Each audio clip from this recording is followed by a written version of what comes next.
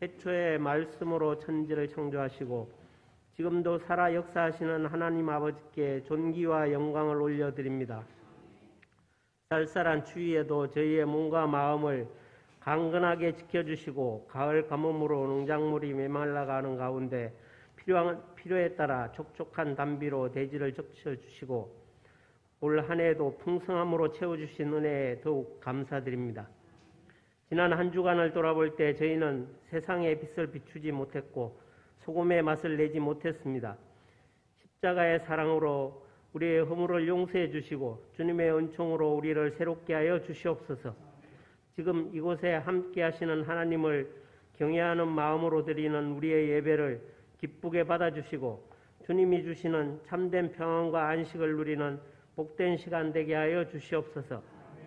하나님 아버지, 주님의 핏값으로 사신 우리 교회를 영원 구원하는 방주로 삼아주시고 금년 한 해도 영적인 성장과 부흥을 이루어갈 수 있도록 이끌어주신 사랑과 은혜에 감사드립니다.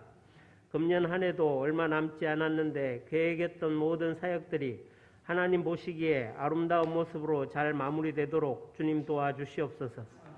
이제 다가오는 새해를 준비하며 기관마다 부서마다 새 일꾼을 뽑아 세우고 새 사역과 행사를 위해 계획을 수립할 때 그 과정 중에 하나님 친히 함께하여 주셔서 우리의 뜻이 아닌 하나님의 선하신 뜻대로 잘 세워나가기를 간절히 바라고 기도드립니다.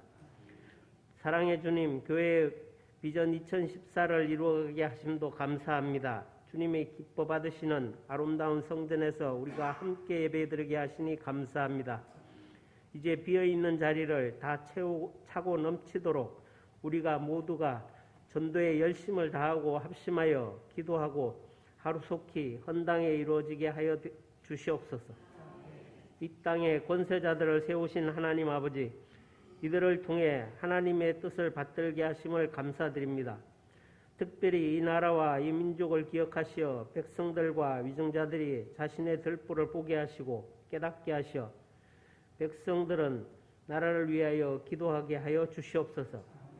윤석열 대통령께서 아세안 정상회담 참석차 동남아 순방 중에 있습니다. 순방 중에 건강도 지켜주시고 국격은 더욱 높아지고 모든 나라와 협력하여 선을 이루는 자유민주주의 나라가 되게 하여 주시옵소서. 오직 국민들을 위하여 헌신하는 평화의 나라가 되게 하시고 코로나로 어려워진 경제를 다시 소생하게 해주시고 젊은이들에게 일자리를 주셔서 소망 속에 살아갈 수 있도록 역사하여 주시옵소서. 오리동 제1교회를 사랑하시는 주님, 주님의 몸된 오리동 제1교회를 잘 섬길 수 있도록 하시니 감사합니다. 예루살렘과 온 유대와 땅끝까지 복음을 전하라 말씀하신 주님, 우리에게 맡겨주신 이 지역사회를 품고 기도합니다. 우리의 기도를 들으시고 복음화의 불길이 일게 하여 주시옵소서. 주님의 복음으로 가난한 사람들은 부유해지고 마음이 상한 자들은 치유를 받고 낮은 자들은 높아지며 병든 자들은 낫는 은혜를 허락하여 주시옵소서. 복음의 능력을 믿사오니 이 지역에 복음으로 변화의 물결이 일게 하여 주시옵소서. 주님, 이 거룩한 일을 위하여 우리 교회가 일어나 우리 모두가 복음의 증인으로 나서기를 소원합니다. 구하옵기는 교회를 섬기는 담임 목사님과 부교역자, 항존 직분자, 구역장, 주일학교 교사와 성가대 봉사위원들에게 힘을 주시고 지혜와 능력과 성령 충만함을 주셔서 우리 교회를 잘 이끌어갈 수 있도록 도와주시옵소서. 귀한 일꾼들의 수고와 헌신을 통하여 우리 교회가 더욱 부흥하고 하나님께 칭찬을 들으며 날마다 더욱 든든히 서가게 하여 주시옵소서. 주님을 섬기는 각 가정마다 항상 하나님이 임재하셔서 매사를 축복하여 주시고 또 주님의 자녀들이 하나님 말씀대로 살아서 승리하도록 인도하여 주시옵소서. 하나님 말씀을 듣고 지키는 자가 복이 있다고 말씀하신 하나님 아버지, 맡기신 교회와 성도를 위하여 매일 기도하며 생명의 말씀을 선포하시는 담임 목사님을 하나님의 권능으로 덧입혀 주시고 영육 간의 강건함과 말씀과 기도의 능력을 더하여 주시옵소서. 함께 예배드리며 말씀을 들을 때 하나님의 말씀으로 받고 마음이 뜨거워지는 은혜를 허락하여 주시옵소서. 그리하여 우리 모두가 하나님의 말씀을 듣고 실천하는 자가 되게 하여 주시고 그 행하는 일마다 하나님을 기쁘게 하는 믿음의 사람들이 다 되게 하여 주시옵소서.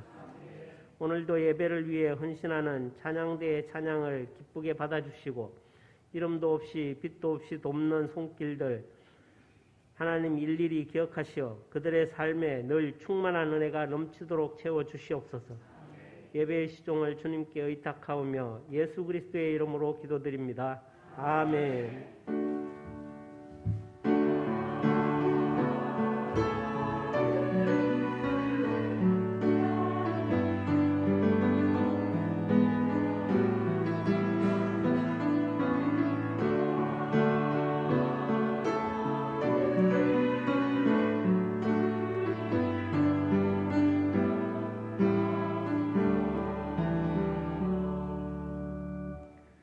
오늘 우리에게 주시는 하나님의 말씀은 이사야서 65장 17절에서 25절까지의 말씀입니다.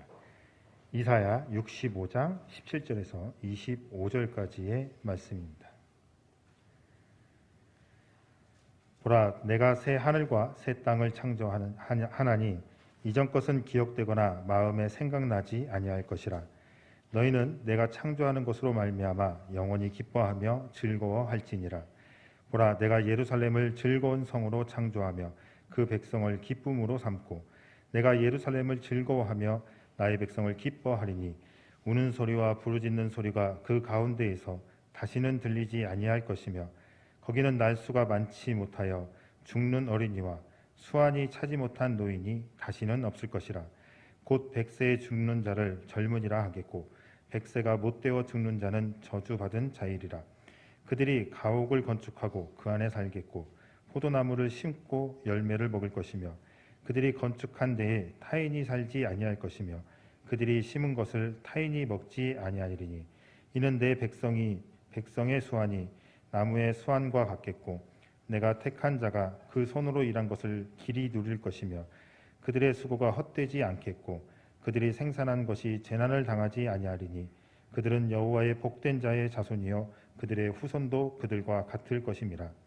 그들이 부르기 전에 내가 응답하겠고 그들이 말을 마치기 전에 내가 들을 것이며 이리와 어린 양이 함께 먹을 것이며 사자가 수처럼 짚을 먹을 것이며 뱀은 흙을 양식으로 삼을 것이니 나의 성산에서는 해함도 없겠고 상함도 없으리라.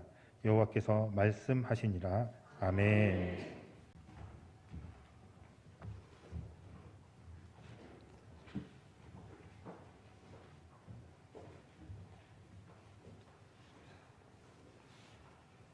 지난 주일 우리는 추수감사주일로 지켰습니다. 추수라고 하는 것은 축복이기도 하지만은 한편으로는 알곡과 가라지를 가루는 그러한 심판이기도 한 것입니다.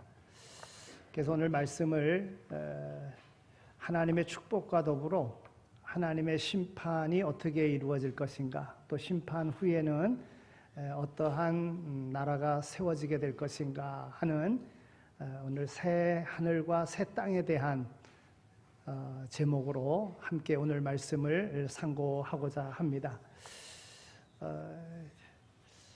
하나님께서 이스라엘 백성들에게 하나님의 선택이지요. 많은 민족 가운데 이스라엘 민족을 선택하셔서 하나님의 통치를 보여주시는, 또 하나님의 나라를 보여주시는 그런 하나님의 귀하신 섭리가 성경 말씀 속에 담겨져 있습니다. 인류의 역사를 주관하시는 하나님께서는 오늘 우리로 복되게 하시고자, 또 오늘 우리로 영생의 삶을 살도록 하시고자 하시는 계획 속에 모든 만물을 창조하셨습니다. 그리고 우리 인간에게 그 모든 것들을 다스리게 했습니다. 그런데 인간들이 하나님의 뜻을 따라 살지 않고 자기의 생각대로, 자기의 욕심대로 살아갔습니다. 그것이 하나님께 대한 범죄이지요. 그래서 하나님이 심판하십니다. 그러나 영원한 심판이 아닌 그들의 심판을 통해서 새롭게 하시고, 또 인류와 더불어 함께 하시고 그 인류를 구원하셔서 영원한 하나님 나라의 그러한 백성 되도록 하시기 위한 섭리로 이 역사가 이렇게 진행되어지고 있음을 우리는 압니다. 오늘 말씀 가운데서도 그와 같은 하나님의 섭리가 어떻게 되어지는가. 오늘 이 65장에 있는 말씀은 이스라엘 백성들이 하나님께 범죄함으로 하나님께서 그들을 심판하시고, 즉 이 이사야 선지자 시대에는 그들의 범죄로 하나님께서는 그들로 회개케 하시기 위하여 바벨론이라고 하는 나라를 통해서 70년간 이게 종살이하게 되고, 이것으로 끝나는 것이 아니라 그들의 회개와 더불어 하나님의 나라를 소망하는 이들에게 다시 예루살렘이 회복되어지게 될 것이고, 포로에서 해방되어 그들의 약속된 땅에서 평화를 누리게 될 것이다. 이것은 영원한 하나님의 나라, 새 하늘과 새 땅의 예표다라고 하는 것을 이사야 선지자를 통해서 보여주고 있는 그러한 내용의 말씀입니다. 이런 하나님의 역사를 볼 때에 우리는 확실하게 알 수가 없는, 희미하게 보는 것과 같이, 그러나 그 하나님의 때가 되어지면 그때는 확실하게 보게 될 것이다 하는 그러한 예언의 말씀이기도 한 것입니다. 그래서 바울 사도는 고린도전서 13장 22절에 우리가 이제는 거울로 보는 것 같이 희미하나 그때에는 얼굴과 얼굴을 대하여 볼 것이요 이제는 내가 부분적으로 아나 그때에는 주께서 나를 아신 것 같이 내가 온전히 알리라, 이렇게 고백하고 있습니다. 여러분, 우리가 살아갈 때에 정말 어떤 이들이 이렇게 어려운 일을 당하면 물론 믿음으로 위로하지만은 그 위로가 정말 위로가 되지 못하는 그런 경우를 우리는 많이 경험합니다. 하나님의 나라에 대해서 이야기하지만 하나님의 나라에 대해서 확신을 못하고 또 그 나라가 어떤 것인가를 정확하게 말해주는 사람이 없어 우리는 희미하게 그 나라를 알고 그리고 믿음 생활합니다. 그러나 오늘 이 시간, 오늘 이 말씀을 통해서 하나님의 나라가 어떻게 임하는가를 좀 이렇게 다시 한번 마음에 새기면서 우리의 신앙이 흔들리지 않고 어떤 어려움 속에서도 굳건하게 믿고 나갈 수 있는 이러한 올바른 그런 신앙인의 삶이 오늘 이 시간 이후 여러분들의 삶 속에서 이루어지기를 소망합니다. 신약에 있는 말씀을 보면 새 하늘과 새 땅에 대한 신약이 우리에게 말해주는 오늘 이 말씀 이전에 여러분, 우리 인생을 놓고 볼 때 인생의 그런 어떤 시점들이 있는데, 종말의 때 또 아니면 심판의 때 결정적인 그런 순간이 있는데, 오늘 말씀과 비추어서 우리 인생을 좀 보자면 3단계로 나눠 볼 수가 있을 것입니다. 첫째는 우리가 잉태되어져서 어머니 뱃속에 있을 때를 1단계라고 이렇게 보고, 출생하여서 죽을 때까지를 2단계라고 보고, 3단계는 죽음 이후에 영원한 세계가 있음을 이렇게 3단계로 이렇게 볼 수가 있습니다.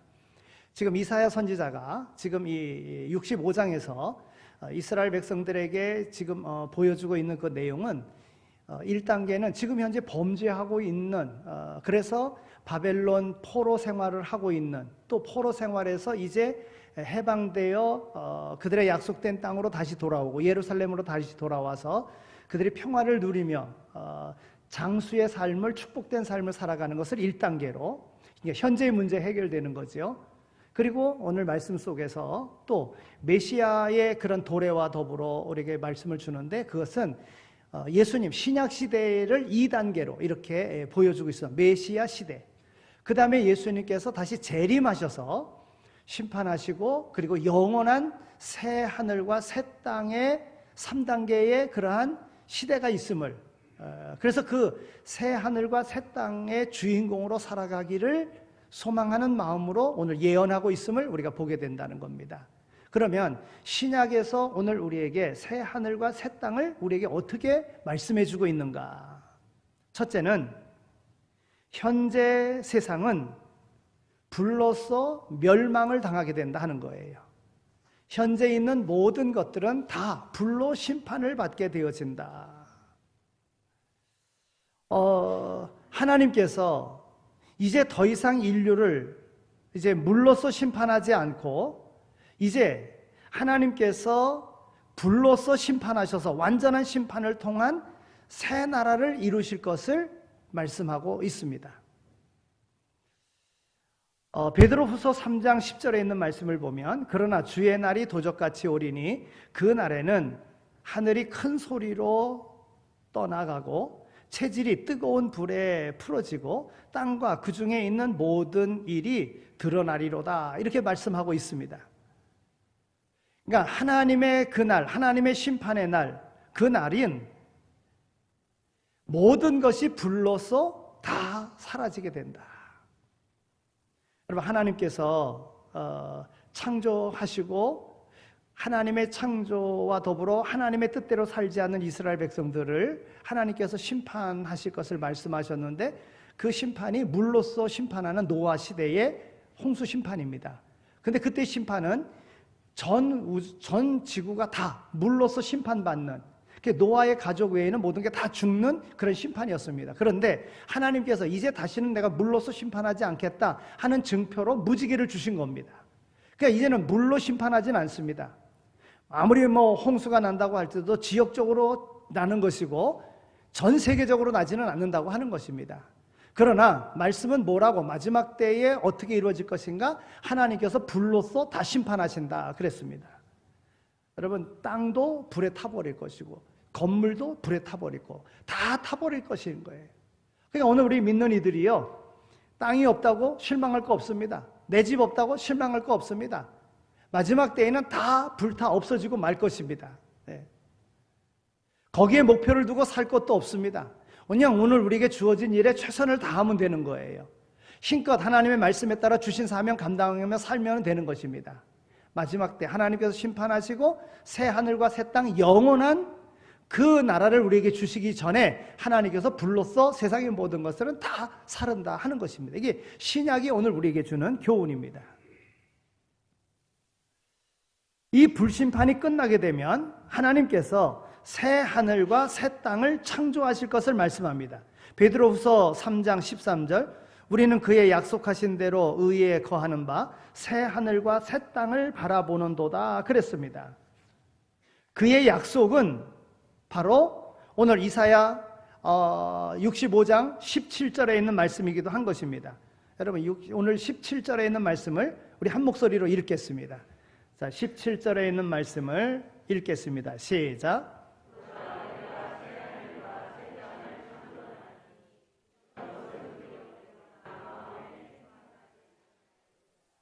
예, 새 하늘과 새 땅이 이루어지면 과거의 모든 것들은 생각나지 않나. 과거의 모든 것은 다 없어진다는 거예요. 왜 없어집니까? 불로써 심판하기 때문에 없어지는 거예요. 없어지고 새 하늘과 새 땅이 이루어진다고 하는 겁니다. 로마서 8장 18절 또 23절에 있는 말씀을 보면 현재의 고난은 장차 우리에게 나타날 영광과 좋게 비교할 수 없도다 그랬어요. 21절 22절에는 그 바라는 것은 피조물도 썩어짐의 종로로 탄 데서 해방되어 하나님의 자녀들의 영광의 자유에 이르는 것이니라. 피조물이 다 이제까지 함께 탄식하며 함께 고통하는 것을 우리가 아나니 그랬어요. 그러니까 하나님의 심판과 더불어 불로서 심판하실 때 그 모든 것들은 다 없어진다는 거예요. 하나님의 심판, 불로써 심판이 이루어지면 그 다음 새 하늘과 새 땅이 이루어지게 되는데 그 과거의 것들은 다 잊혀지게 된다 하는 겁니다. 그러니까 마지막 때에는 불로써 심판하신다고 하는 거예요. 이 새 하늘과 새 땅을 가리켜서 장차 올 영광, 과거의 그 모든 영광스러움은 이 장차 올 영광과 좋게 비교할 수 없도다 그랬어요. 오늘의 세상이 어찌 보면은 이게 풍요로움의 그런 삶이기도 합니다만은 어찌 보면 죄로 오염된 그런 세상 아니겠습니까? 온갖 모든 것들이 다 죄악됨으로 가득 차 있습니다. 이 모든 것들이 다 하나님께서 불로써 살을 것이고 그리고 새 하늘과 새 땅을 주시겠다 하는 것, 이것이 바로 신약에 있는 말씀입니다. 세 번째 새 하늘과 새 땅은 하나님의 자녀들이 살 새로운 거주지라고 하는 것입니다. 로마서 8장 19절에 있는 말씀을 보면 피조물에 고대하는 바는 하나님의 아들들에 나타나는 것이니 그랬어요. 또 요한계시록 21장 21장 1절에 있는 말씀을 보면 또 내가 새 하늘과 새 땅을 보니 처음 하늘과 처음 땅이 없어졌고 바다도 다시 있지 아니하더라 그랬습니다. 여러분, 이 말씀처럼 하늘과 땅이 없어졌고 고통을 상징하는 바다도 더 이상 존재하지 않는다고 하는 것입니다. 무엇이든지 속된 것이니 그 속된 모든 가증한 것, 거짓된 것, 이 모든 것들 다 불에 사라지게 될 것이다. 새 하늘과 새 땅은 하나님의 자녀들, 거룩한 하나님의 자녀들이 살 거주지다. 그러니까 택함받은 거룩한 백성들이 살 곳이 바로 새 하늘과 새 땅이라고 하는 것입니다. 여기는 거짓된 이들이 들어갈 수 없습니다. 여기는 죄악된 이들이 들어갈 수 없습니다. 하나님의 택함을 입지 않은 자는 들어갈 수 없습니다. 그래서 요한계시록 들어가지 못하는 이들을요, 요한계시록 22장 15절에 보면 개들과 술객들과 행음자들과 살인자들과 우상숭배자들과 및 거짓말을 좋아하며 지어내는 자마다 성 밖에 있으리니 그랬어요. 새 하늘과 새 땅의 성 밖에 죄악된 이들은 들어갈 수 없는 곳, 이것이 바로 새 하늘과 새 땅이라고 하는 거예요. 따라서 우리는 이런 죄악된 일에 미혹되어서도 안 되고 죄악된 일을 저질러서도 안 되고 죄악을 즐거하며 그 가운데 나름대로의 즐거움을 누려서도 안 된다고 하는 것입니다. 이 새 하늘과 새 땅, 신약이 말해주고 있는 오늘 우리에게 주는 교훈은 예수 그리스도의 재림으로 이루어진다고 하는 것입니다. 오늘날 예수 그리스도의 재림에 대해서 조롱하고 비웃는 사람들이 얼마나 많이 있습니까? 베드로 시대에도 있었습니다. 베드로후서 3장 10절에 있는 말씀을 보면 주의 날이 도적같이 오리니 그랬어요. 여러분, 도적은요 시간을 예고하지 않고 쳐들어옵니다. 이처럼 주님의 재림도 예기치 않은 때에 온다는 것입니다.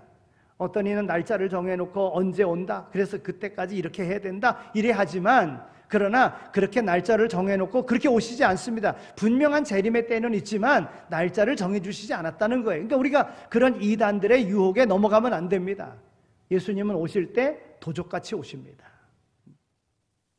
노아의 홍수가 그랬습니다. 분명히 있을 거라고 말씀했는데 하나님의 때에 이루어진 것입니다. 소돔과 고모라의 그러한 멸망도 멸망할 것을 말씀하셨는데 하나님이 정하신 때에 이루어졌던 것입니다. 그러니까 오늘 우리의 삶 속에서 우리를 미혹하는 거짓된 이들이 너무나도 많이 있어요. 이들의 미혹에 넘어가서는 안 된다고 하는 것입니다. 예수님이 오시는 날은 도적같이 옵니다. 예수님이 오시는 주의 날은 헬라어로 언제나 단수로 기록되어져 있습니다. 그러므로 주의 초림에 한 번 그 초림이 있었듯이 재림도 한 번 있다는 거예요. 그러니까 내가 재림 예수다 하는 이 모든 이들은 다 거짓된 이들인 거예요.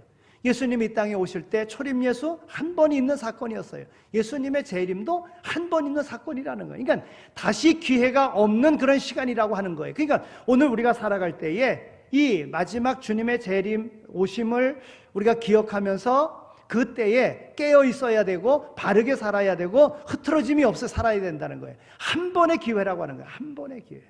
네? 여러분, 인생을 살아가는데도 마찬가지입니다. 누구에게나 다 기회가 있는데 그 한 번의 기회를 놓쳐서 불행하게 되는 이들이 있어요. 다 기회가 있습니다. 그 정한 때에 기회를 놓치면 안 돼요. 네. 오늘 우리에게 그런 교훈을 주고 있는 것입니다. 예수님의 재림의 때, 그러면 그 재림의 때와 더불어 새 하늘과 새 땅이 이루어진다 하는 겁니다. 또 이 새 하늘과 새 땅은 영원한 것입니다. 다시 말해서 나라가 갈라지거나 바뀌는 것도 아니고 망하지도 없어지지도 아니하는 영원한 나라라고 하는 거예요.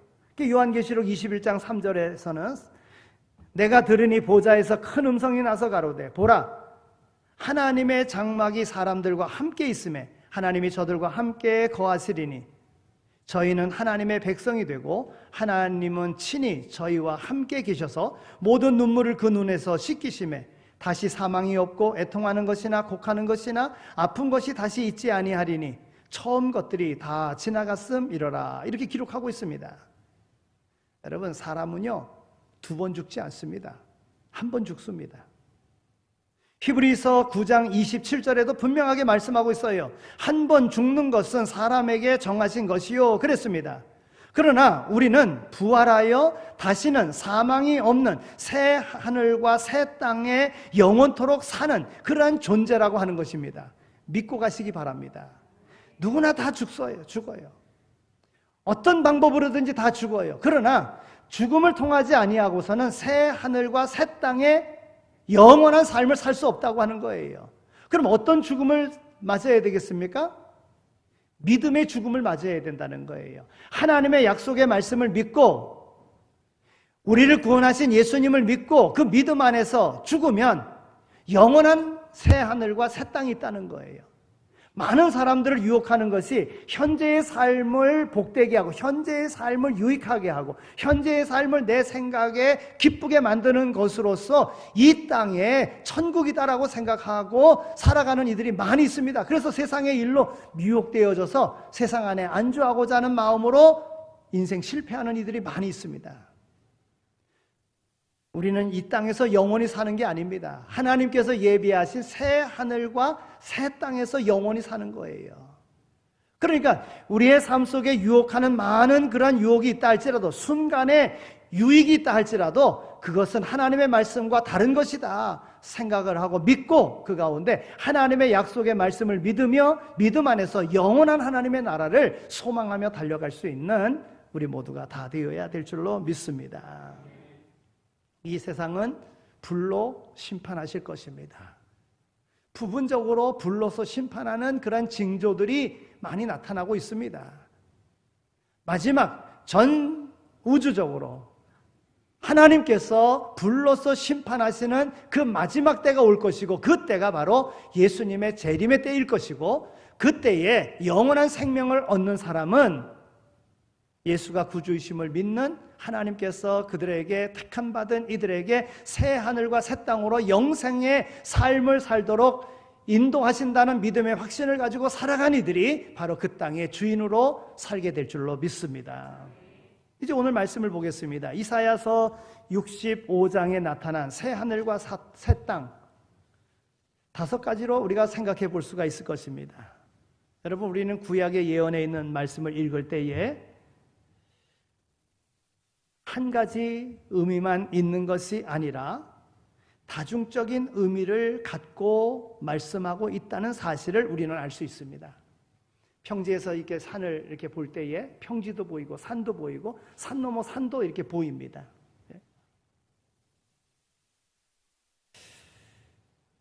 마찬가지로 이사야 선지자가 65장을 통해서 오늘 우리에게 주는 교훈은 이 두세 가지의 세계를 한 번에 볼 수 있도록 보여주고 있다고 하는 거예요. 구약의 예언자들도 그랬습니다. 당시 사회를 보여줍니다. 그리고 신약시대를 보여줍니다. 그리고 예수 재림 이후의 세계를 보여주고 있다고 하는 것입니다. 이처럼 예언은 다중적인 의미가 있는 것입니다. 그러므로 오늘 본문 말씀은 바벨론 포로된 백성들이 예루살렘으로 돌아오게 되면 어떻게 될 것인가를 1차적으로 보여주고 있습니다. 또 예수님께서 초림하셔서 메시아 왕국이 이루어지고 하나님의 나라가 이루어지면 신약시대에는 어떻게 될 것인가를 2차적으로 보여주고 있습니다.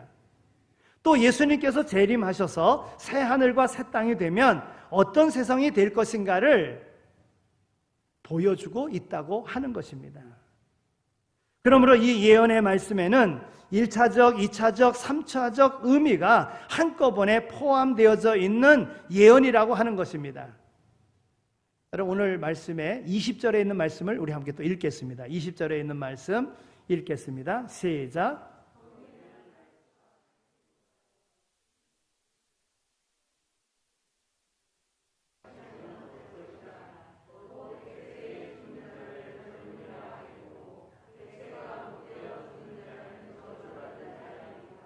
아멘.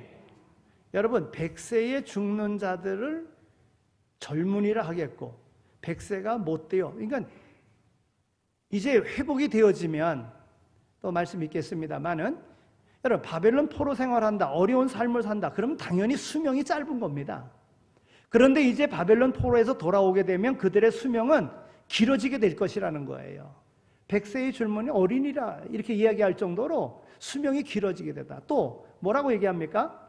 오늘 말씀 가운데 보면 나무의 수명과 같이 인간의 수명이 길어지게 된다. 이 말은 뭡니까? 영생한다는 겁니다. 영생한다는 거예요.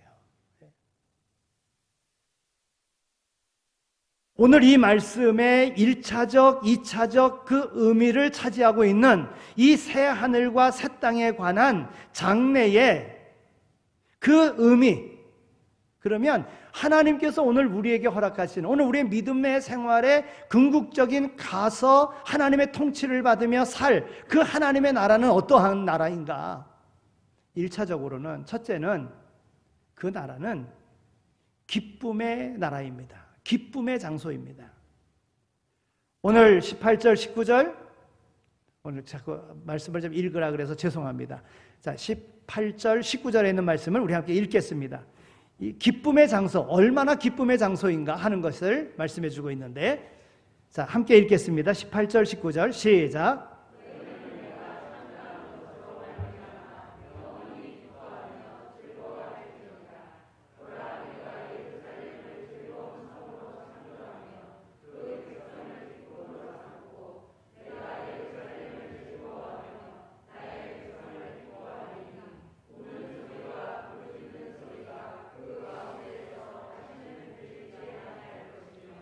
아멘. 여러분, 사람은 고통스러울 때 울고 괴로울 때 부르짖습니다. 그러므로 우는 소리와 부르짖는 소리가 들리지 아니할 것이란 말은 고통과 괴로움이 없고 영원한 기쁨과 즐거움만이 있는 그러한 나라, 그러한 땅이라고 하는 겁니다.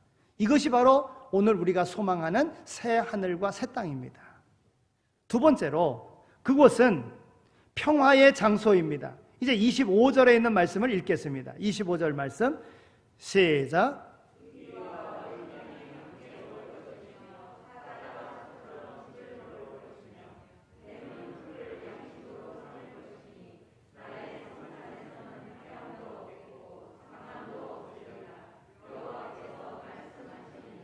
아멘. 여러분, 이리와 어린 양이 함께 먹을 것이며 사자가 소처럼 짚을 먹을 것이며, 여러분, 그 나라는 그렇다는 거예요. 그러면 이 말씀을 녹여서 볼 때에 하나님의 나라는 사람만 있는 것이 아니라 짐승도 간다는 거죠. 짐승도 있다는 거예요. 그 나라는.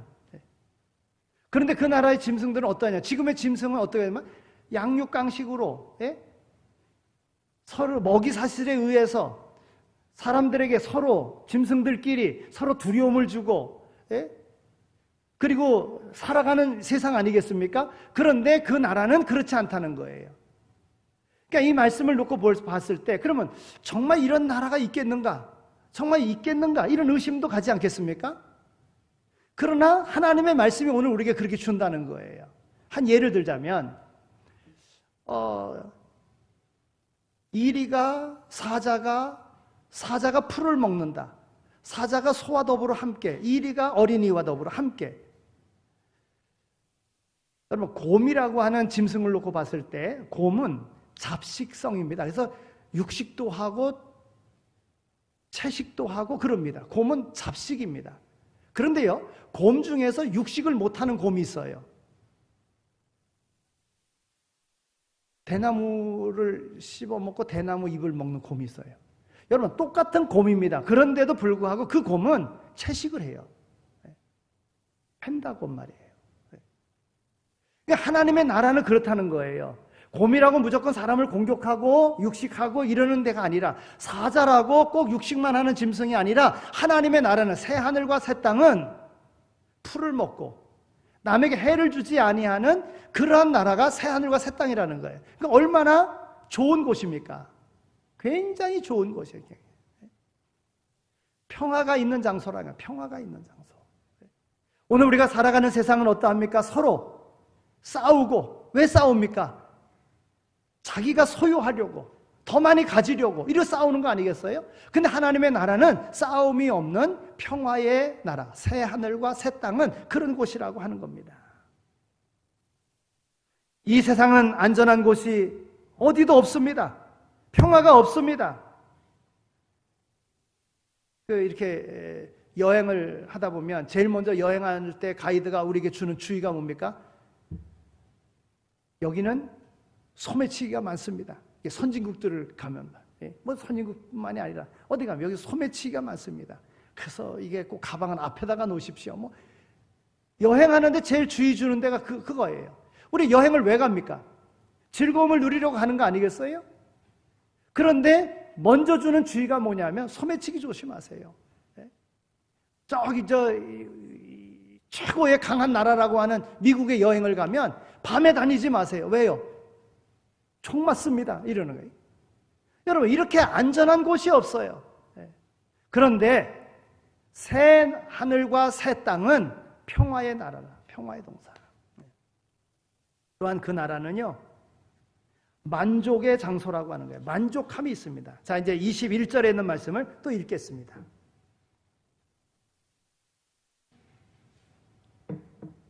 21절 시작.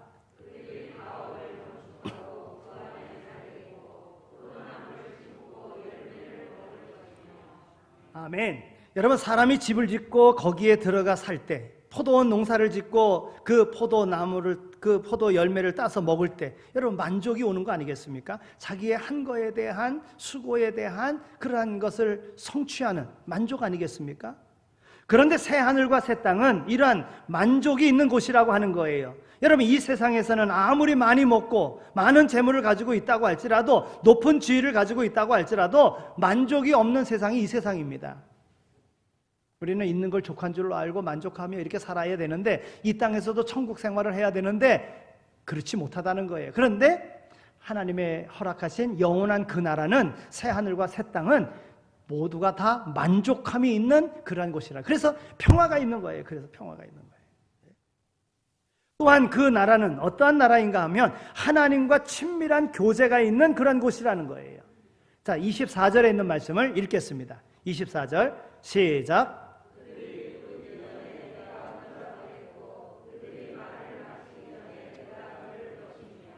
아멘.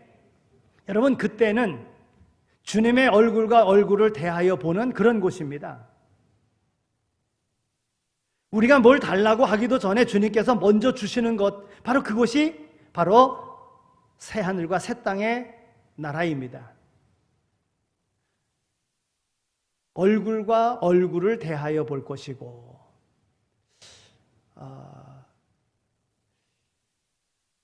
신약 성경에서도요, 우리가 거울을 보는 것 같이 희미하나 그때에는 얼굴과 얼굴을 대하여 보는 것과 같을 것이다. 이렇게 베드로 사도는 이야기합니다.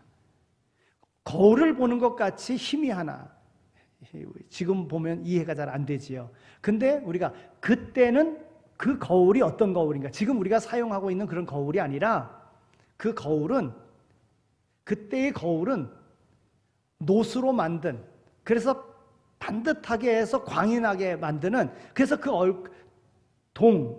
구리에다가 이렇게 비춰보는 그러한 거울이었습니다. 예? 왜 우리가 출애굽기 공부하면서 물두멍을 만들 때 그때 여인네들의 거울을 가지고, 놋을 가지고 만들었다고 말씀드렸지 않습니까? 그런 거울이에요. 그러니 뭐 정확하게 잘 보여지겠어요? 희미하게 보여지지요. 예. 그런데 그때에는 하나님의 나라, 새 하늘과 새 땅에는 얼굴과 얼굴을 대하여 보는 것 같이 볼 것이다. 여러분, 요즘에 우리가 TV를 보면은요, TV에 나오는 사람의 점까지도 다 보입니다. 아주 선명하게 보입니다. 그런데 그 나라, 새 하늘과 새 땅은 그보다 더 정확하게 얼굴과 얼굴을 맞대어 보는, 실물을 맞대어 보는 그런 나라라고 하는 것입니다. 그곳에서는 주님의 못 박힌 손도, 창에 찔린 옆구리도 만져볼 수 있을 정도로 친밀한 그런 관계의 나라가 새 하늘과 새 땅이라고 하는 겁니다. 하나님과 친밀한 교제의 장소. 우리가 믿음 생활하면서 제일 답답하고 안타까운 게 그런 거 아니겠어요? 기도하는데 응답이 빨리 안 와요. 근데 우리가 기도하기도 전에 그 나라는 하나님이 그냥 응답해 주시는 그런 곳이라는 거예요. 아무 걱정, 근심, 염려할 것 없는 그런 곳이라고 하는 거예요. 그러니 새 하늘과 새 땅이 얼마나 소망할 만한 곳이고 얼마나 귀한 곳입니까? 또 이 나라는 어떤 곳이냐면 공의의 장소라고 하는 거예요. 공의의 장소. 이 말의 뜻은 무엇인가 하면 22절에 있는 말씀 읽겠습니다. 22절에 있는 말씀 읽습니다. 시작.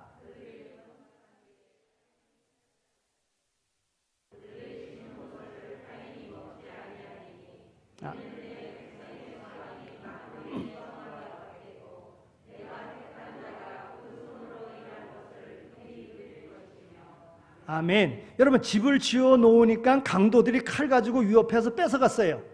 농사를 지어 놓으니까 외적들이 들어와 가지고서는 그것을 다 뺏어갔어요. 그러면 어디 평안함이 있겠고 어디 기쁨이 있겠고 어디 즐거움이 있겠습니까? 그런데 하나님의 나라는 공의의 장소라고 하는 거예요. 심은 대로 거둔다는 거예요. 내가 수고한 대로 거두는 그러한 곳이라는 거예요. 또한 우리 하나님께서 말씀해 주신 대로 심은 것에 30배, 60배, 100배로 거두는 그런 장소라는 거예요. 공의의 장소, 공평한, 자기의 수고한 대로 대가대로 얻는. 그래서 오늘 우리가 소망 가운데 하나님 앞에 예물을 드리는 거예요. 오늘 우리의 삶을 온전히 하나님 앞에 산제물로 드리는 거예요. 하나님이 생명 주셨잖아요. 하나님께서 오늘 우리에게 은혜 베풀어 주셨잖아요. 삶 가운데 어려운 문제들을 해결해 주셨잖아요. 그래서 기쁨으로 소망 가운데 하나님 앞에 드리는 거예요. 그러면 하나님께서는 거기에 따라서 그 심은 대로 거둠의 기쁨을 또 우리에게 주시는 그 나라가 바로 하나님의 나라, 새 하늘과 새 땅이라고 하는 것입니다. 이 새 하늘과 새 땅에 우리가 영원토록 살게 될 것을 말씀해 주고 있는 것입니다. 이것은 정말 감사한 일입니다. 정말 고마운 일입니다. 정말 영광스러운 일입니다. 우리가 가진 구원과 복음은 이처럼 위대하다고 하는 것입니다. 지금의 이 믿음의 생활 속에서 더 확신을 가지고 소망을 가지고 하나님의 나라를 소망하며 살아갈 수 있는, 마귀는 끊임없이 이 땅에서 출세하고 이 땅에서 누리고 이 땅에서 행복한 삶을 살라고 유혹하지만, 그러나 이 땅에서도 천국의 삶을 살아야 되지만 하나님께서 우리에게 주신 영원한 하나님의 나라, 새 하늘과 새 땅을 소망하며 살아가라고 오늘 이사야 선지자는 우리에게 말해주고 있는 것입니다. 사랑하는 성도 여러분, 어려움 당하지 않는 사람 어디 있어요? 고난 없는 사람이 어디 있어요? 이 세상의 삶이 수고하고 애썼는데 정말 만족합니까? 만족하지 못한 가운데 살아가고 있잖아요. 네? 그런데도 어려움 당하는 것 왜 그렇습니까? 오늘 우리가 새 하늘과 새 땅에 대한 소망을 갖는다면 능히 이 당하는 모든 문제들을 해결받으며 살아갈 수 있을 것으로 믿습니다. 요즘 드라마 이런 거 이렇게 보면은요, 뭐 드라마뿐만이 아니라 이렇게 우리의 삶을 보면은요, 뭔가를 누구에게 물려주려고 했을 때에 그 물려주는 것이 더 번창하고 더 번성하고 잘 되게끔 하기 위해서는 그 물려받을 사람을 훈련시킵니다. 오늘 우리가 자녀를 키울 때에도 자녀들이 성공적인 인생 살아가도록 하려고 하면 훈련을 시킵니다. 그래서 뭐 꼭 그런 거는 아닙니다만은, 여러분 우리나라의 일하는 남자들을 우리는 이게 뭐 남북이 대치하고 있기 때문에 이게 국방의 의무가 이제 의무입니다만은, 그러나 이거를 한편으로 생각할 때는 이 나라를 강한 나라로 만들기 위해서 군대 생활을 한다 이렇게 생각을 하면 군대 생활은 즐거운 생활이 될 겁니다. 아까 말씀을 드린 대로 어떠한 것이 있어서 이것을 후계자에게 물려주려고 했을 때에 그 물려주려고 하는 그 물려받는 사람이 훈련받지 않으면, 감당할 수 있는 것으로 훈련받지 않으면 그걸 물려받아도 잘 유지하지 못합니다. 그래서 훈련시키는 거예요. 해외 연수도 보냅니다. 유학도 보냅니다. 또 공부도 하게 합니다. 훈련시키는 거예요. 그런데 그거 그렇게 안 하고 군대도 안 가게 하고 어려운 일도 안 하게 하고 다 이렇게 그냥 쉽게 다 물려주면 감당하지 못하는 거예요. 그러니까 오늘 우리의 인생, 영원한 인생을 놓고 봤을 때 오늘 우리의 인생이 정말 새 하늘과 새 땅을 소유할 인생이 되려고 하면 오늘 우리 가운데 어려움이 있을 수 있다는 거예요. 하나님의 훈련하심이라고 하는 거예요.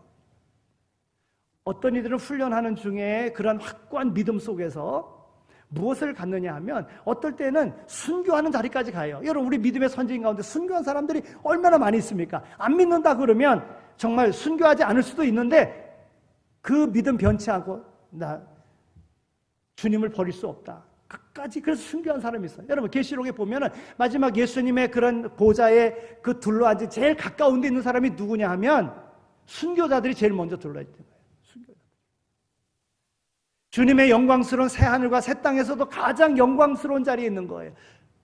그러니까 제가 전하고 싶은 것은 그겁니다. 오늘 우리의 삶 속에 믿음으로 사는데도 어려움이 있을 수 있어요. 어려움이 있어요. 그러면 그 어려움을 어떻게 해결해 나갈 것인가? 하나님은 오늘 우리에게 새 하늘과 새 땅을 예비해 놓으시고 영원한 아무런 걱정도 없는, 지금 5가지로 지금 오늘 이 65장에 있는 말씀으로 말씀을 드렸는데, 기쁨이 있게끔, 평화가 있게끔, 그 수고한 대로 주시는 그런 은혜가 있게끔, 만족함이 있는 이런 장소를 예비해 놓으시고 우리로 가게 하셨는데, 이 확신을 가지고 오늘 당하는 모든 문제를 해결받으라고 하는 겁니다. 하나님께서 우리를 훈련시키는 과정으로 알고 오늘 우리의 인생을 통하여 2단계 죽음으로 끝나지만 그 끝남이, 우리가 죽지 않는다고 하더라도 주님의 재림과 더불어 우리의 육의 인생은 끝나지만, 그러나 그것으로 영원한 하나님의 나라가, 그 삶을 통하여, 믿음의 삶을 통하여 영원한 하나님의 나라가 우리에게 주어진다고 하는 거예요. 그 나라를 확신 있게 소망하면 어떤 문제도 이길 수 있다고 하는 거예요. 이런 강인한 하나님의 허락하신 새 하늘과 새 땅을 소유할 수 있는 자로 우리 인생을 훈련의 장이다 생각하시고 살아갈 수 있게 되어지기를 소망합니다. 그러면 우리가 이런 소망을 가진 존재인 것을 확신하고요, 그러면 어떤 상황에서든지 좌절하지 아니하고 기죽지 않고 우리가 살아가야 되는데, 베드로사로는 어떻게 소망을 갖는 성도가 되라고 말씀하느냐 하면, 베드로후서 3장 11절과 12절에 이 모든 것이 이렇게 풀어지리니 너희가 어떤 사람이 되어야 마땅하뇨? 거룩한 행실과 경건으로 하나님의 날이 임하기를 바라보고 간절히 사모하라 그랬어요. 그러니까 그 마지막 날 있는데, 그러면 그 또 예비된 하나님의 나라가 있는데, 그 나라를 얻기 위해서는 거룩한 삶을 살라는 거예요. 거룩한 삶을 살라. 여러분 구약에 있는 말씀에서도 하나님의 거룩하심과 같이 너희도 거룩하라 그랬습니다. 여러분 거룩한 삶이 뭔가를 굳이 말씀을 드려야 됩니까? 거룩한 삶을 사시기 바랍니다. 하나님의 기뻐하시는 삶을.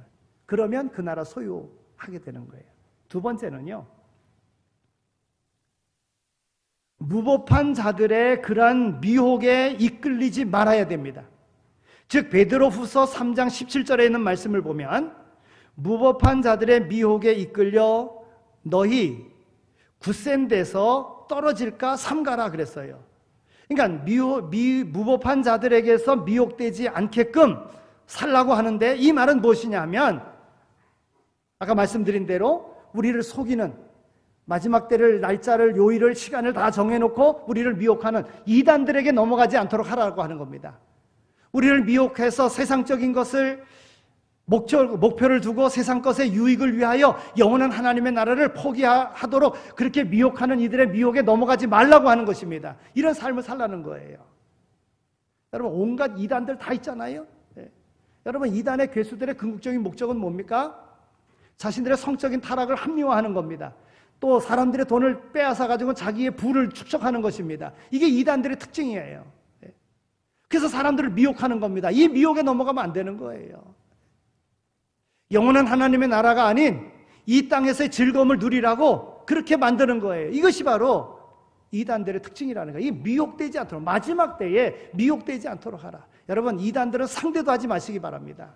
결국 우리를 망하게 만듭니다. 미혹되지 않도록 하라. 마지막 때에 베드로 사도의 부탁인 겁니다. 세 번째는 구주 예수 그리스도의 은혜와 저를 아는 지식에서 자라가라 이렇게 말하고 있습니다.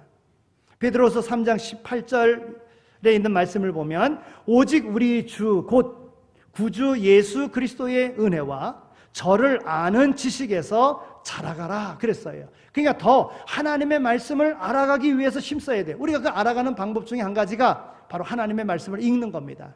그래도 1년에 한 번씩은 읽어야죠, 성경을. 오래 믿어도 평생 한 번 성경 읽지 못한 사람들이 얼마나 많이 있는지 몰라요. 그러니까 우리는 매년 할 겁니다. 매년. 그래도 1년에 한 번은 하나님의 말씀을 알아가야죠. 하나님 읽어야 알아가는 거 아니겠습니까? 이제 한 해도 이제 얼마 남지 않았습니다. 못 읽었다 그래도 여러분 작심하고 일주일만 하면 성경 한 번에 다 읽을 수 있습니다. 하나님의 말씀을 알아가기를 힘써야 돼요. 마지막 때일수록 말입니다.